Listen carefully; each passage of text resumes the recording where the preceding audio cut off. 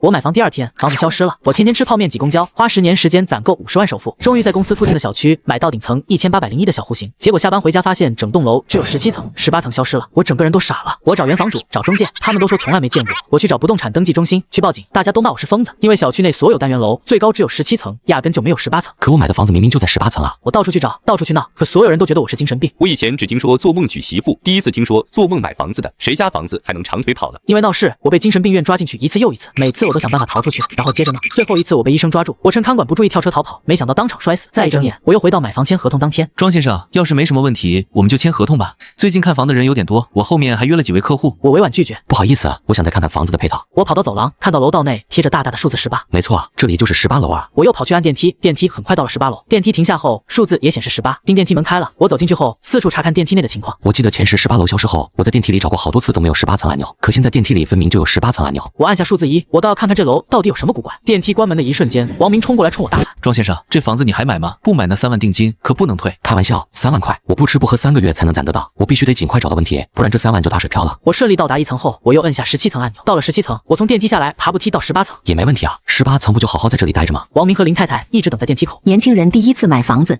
是该多看看配套，检查消防。不过我们这房子都是没问题的。我看了看林太太，他面善，买房子还给我打折，怎么看都不像是骗子。可前世18层消失后，我找到林太太，她却说根本不认识我。这王明也是房产中介的金牌销售，别说1年都要成交好几栋，他也看不上我这点首付钱。前世出事后，他也说不认识我，难不成是出轨了？庄先生，你要是反悔，房子不要了，我就返给你47万，这3万定金可退不了。王明再次催我，我却有些恍惚。前世的事会不会只是我做的一个梦？房子再怎么说都不可能涨退跑吧？原本我是捡了个大便宜，我总不能因为一个梦倒贴3万吧？我一咬牙，掏出手机，这是我第一次买房，确实有点兴奋。你们能配合我拍个视频发个朋友圈吗？万一房子再丢，我手上也有证据证明这房子就是林太太和王明卖给我的。而且如果他们有鬼，肯定不敢和我拍视频。没问题，我女儿也喜欢拍照，年轻人漂亮，应该多拍照片。说完，他冲着镜头微笑。王明也耐心配合我，也没啥做贼心虚的反应。这就奇怪了，我大笔一挥，把合同签了，送走林太太和王明。我又拿着手机把全家里里外外都拍了个遍。我就不信重来一世我的房子还能莫名其妙的消失。此时租房子的房东打来电话：“喂，小庄，房子你下个季度还租吗？我能再租1个月吗？不行，现在还有房客等着看房呢。你要租就不租就滚蛋。行，那我就不租了。”房东电话挂断，我又忘了房子最后一眼，这才依依不舍回出租屋收拾东西。刚出门，正好碰上旁边的邻居大爷回家。前世我签完合同，马上回出租屋收拾东西搬家。这是我第一次见到邻居，我主动和他打招呼，他客气点头，然后推门进屋。他进屋的瞬间，我还看到一只金毛犬。下楼后，我又数了一遍单元楼的层数，没错，是18层。我拉着行李箱，迎着晚霞往新家走。刚到小区楼下，我人就傻了，我的18层还是消失了。我马上给王明打电话。什么？你说你刚买的房子消失了？客户你别逗我，房子可是钢筋水泥的，这么大的东西，难不成还能长腿跑了？还1层楼都消失了？你别是走错小区了吧？我怎么可能走错小区？你是不是在逗我玩呢？我现在正带人看房，等我下班再说吧。说完，王明把电话挂了。此时我已经心急如焚，我直接拎着行李箱去找林太太。我蹲在林太太买菜回家的必经之路，很快她就提着菜过来了。林太太，你还记得我吗？林太太认真辨认了一番，然后狐疑的摇摇头，不太记得。你是我女儿的朋友吗？我快要气吐血了，上午才刚签约，下午她就说自己不认识我。老太太，你还想耍赖？你把50万还给我。林太太惊恐异常，来人啊，快来人啊，有人抢劫了。哎呀，这小伙子胆子可真大，光天化日之下还敢抢劫，赶紧报警，让警察把他带走。我气得火冒三丈，掏出手机点开视频给大家伙一起看。你们看，上午就是他和中介把房子卖给我的，现在房子没了，我不找他找谁？围观群众也听得云里雾里的，但视频里的人又的确是林太太。你们都别走，我们一起等警察，看警察来了怎么说。对，等警察。不一会儿，警察开着警车来了，围观众群七嘴八舌的跟警察说案情。什么？上午刚签约的房子，下午就消失不见了？我拿出手机，把签约时的视频还有房子的照片全拿出来给他看了一遍。警察反复比对林太太，这人确实和您长得一模一样，房子也确实没问题。我上午和人打麻将，我几个牌友都能证明。警察被我们吵得不行，最后把我们全都带去警局，还有王明，他也被带去警局配合调查。对，他就是中介，是他把房子卖给我的。你就是刚刚给我打电话说你房子消失不见的那个疯子。你说谁是疯子？我上午刚付了50万首付，下午房子就失踪了，我不找你找谁？你到底是谁啊？我根本没见过你，这是哪来的疯子啊？庄先生，请你先冷静。你说你从他们那里买了房子，你有证据吗？我点点头，从行李箱里翻出来合同递给他，里面还有中介的合同。我特意把房子的房号指出来，你们看，房号在这儿，就是1801，我们当时就在1801签的合同。警察啪一把将合同拍在王明眼前，合同都签了，你还说你不认识他？王明仔细看过合同，这合同倒没问题，章也是我们公司的章，但真不是我签的。我上午接待好几波客户，他们都能为我作证。这笔记像是我笔记，可我没住过翠竹小区的房子，而且我牌搭子可以帮我作证，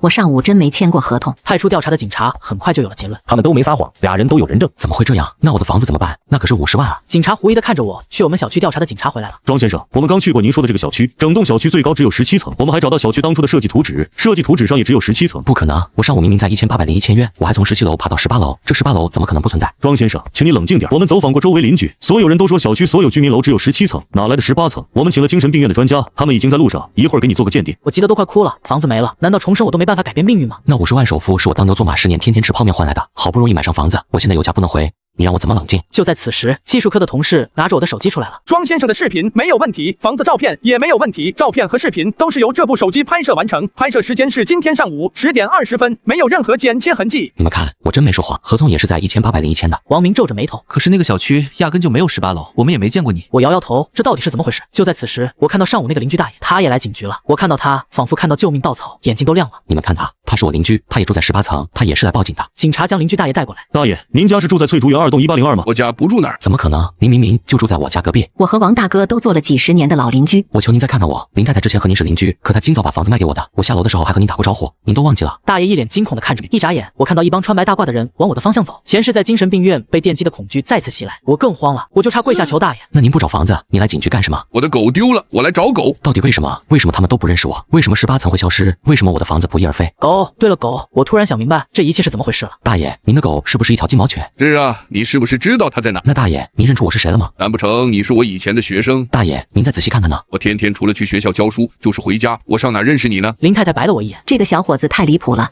平白无故说我卖他1套房，还要讹我50万，现在又要逼着王大哥撒谎。我看那狗他压根就没见过。小姑娘，你就算编谎话，你也要编一个靠谱点的。这是我让我同事刚给我传回来的楼盘信息，那个小区压根就没有18层，你怎么可能买到18层呢？一时之间，我成了众矢之的，所有人都在攻击我。大爷没撒谎，林太太没撒谎，中介也没撒谎，难道我就撒谎了吗？我努力让自己平静下来。前世我就是因为太着急，被人当成疯子。精神病专家一直在观察我，我不能失控，我不能让自己再进到那个恐怖的地方。警察同志，我也愿意相信没有18楼，我也愿意相信林太太和王明都没和我签过房子的合同。但是你看到我的视频还有照片，这些都是证据啊，这些你们要怎么解释？警察把视频播放到大屏幕上，我们几个人一起都在看。怎么会这样？怎么会真的有18楼？这个也太像我了吧！就算我老婆来了，也分辨不清楚啊。我都要怀疑我是不是有个双胞胎姐妹了。她戴的眼镜和我一模一样，她穿的衣服我也有，不过我今天穿的不是这件。这到底是怎么回事？难不成是鬼打墙撞邪了？别瞎说，这世界上哪有鬼？我想再去小区看看，我想看看那个18层能不能再突然出现。等等，精神科医生已经来了，你做个测试再走吧。我被带到了一个单独的房间，这位精神病医生也是我的老熟人，当初我的主治医生。庄先生，不要紧张，我们就是简单的问你几个问题。我点点头。大概过了半个小时，医生出去叫警察。庄先生完全不是精神病，他也没有什么反社会人格，还好只是问问题，没有用仪器。前世我在精神病院把测试题全背会，当然测不出我有反社会人格。警察宣布立案，我们暂时先回家，但是还要配合后续调查。要出门时，王大爷问我：小伙子，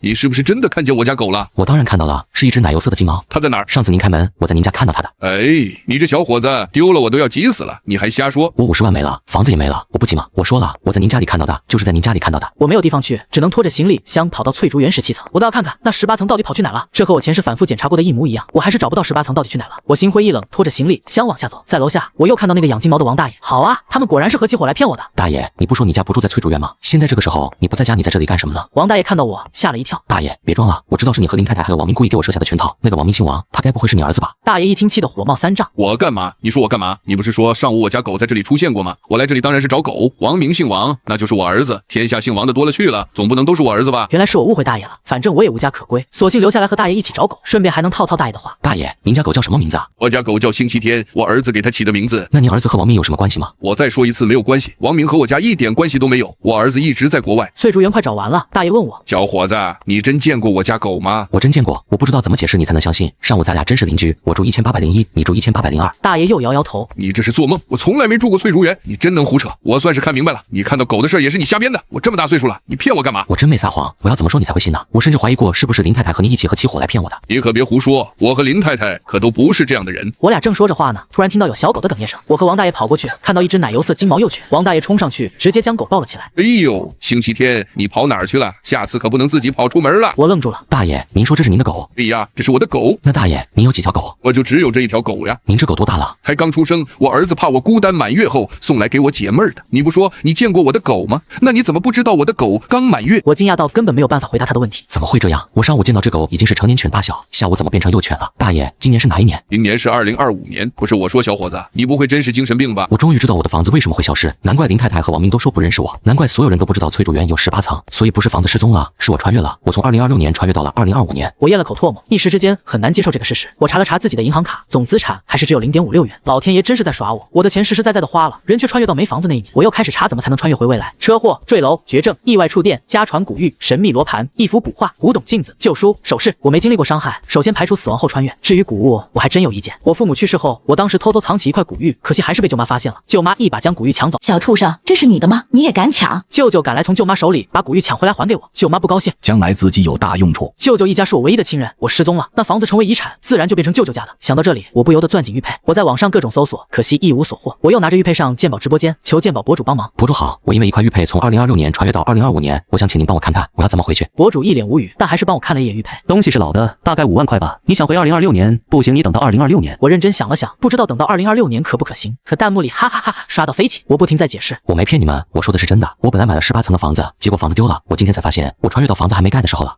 小帅哥，你是我见过最会讲故事的人了。我今天还真被一个人缠上，他一直说我把翠竹园18层的房子卖给他，结果翠竹园压根就没有18层。卧槽，不会这么巧对上了吧？那女的绝对有精神病。那做过疾病鉴定吗？做过了，医生说他测试题全部没有问题。啊，全部没问题？那怎么可能？现代的人多多少少都会有点问题吧？全没问题才会有问题吧？我操，他该不会原本就是个精神病，他把题全背下来了吧？我操，赶紧报警啊！我关了直播间，我再也不想被当成精神病抓走了。钱是因为玉佩是我妈唯一遗物，我就算穷困潦倒无家可归，我都没有想卖它。我正想着要怎么才能把玉佩给卖了，没想到后台有人给我发私信，小伙子，这玉佩3万块你卖吗？少了4万不卖。没问题，同城交易，我给你个地址，你来这里我们交易。好，我反复查看用户头像，可除了知道他是个男的，其他的一无所获。这个地址是个老胡同，小时候我妈带我来过，我拎着行李箱就去了。到那一看，竟然看到我舅舅，他凶神恶煞的冲我吼道：“小畜生，你还敢卖玉佩？看我不嘎了你！嘎人偿命，你杀了我，你也活不了。谁说我活不了？2026年穿回来的你死了，可2025年的你还活着呢。他还会省吃俭用，攒钱给我儿子买房子。哈哈哈！杀人诛心，我两世过得如此狼狈，前世还悲惨离世，原来都是拜他所赐。我见情况不对，转身就跑，舅舅在后面拼命追。别挣扎了，穿越回去的办法只有我一个人知道。你卖了玉佩也没用，2025年的世界已经有一个你，现在又冒出来一个，你没法工作，只能是个黑户。我不为所动，继续拼命跑。不许动，把手举起来。舅舅见警察来了，他傻眼了，乖乖把手举起来，但脸上还是那副赖皮的样子。警察同志，我没犯法，你们抓我也没用。到了警局，所有警察仍然不敢相信这世界上原来真的有时空穿越，直到他们去了我的出租屋，发现那里竟然真的还有一个我。舅舅一直挑衅警察，把我抓起来也没用，我就是不说穿越回去的办法，你能拿我怎么办？你可以不说，不过盗窃一块1万块的玉佩，够判3年的。没准庄先生已经等到2026年了，你还在里面没出来呢。舅舅有些害怕了，他眼神闪躲，但依旧嘴硬。那我也不说，我就不说。你知道有些无期徒刑的犯人，他们出不去，也需要解决生理需求。万一你跟这些人关在一起，啧。你别吓唬我，我都这么大岁数了，他们看不上我。不，有的人练老痞。那你们警察不管吗？管，但是没用，已经是无期徒刑了，你还能怎么管？他们什么都不怕。舅舅怕了，没办法，只能把穿越回去的办法告诉我。回到2026年，我马上去翠竹园。现在小区里所有居民楼都是18层，时间刚过1天，舅舅一家已经搬进我的房子。我报警把舅舅一家撵出去，然后又把玉佩卖了。这一世，我终于能好好生活了。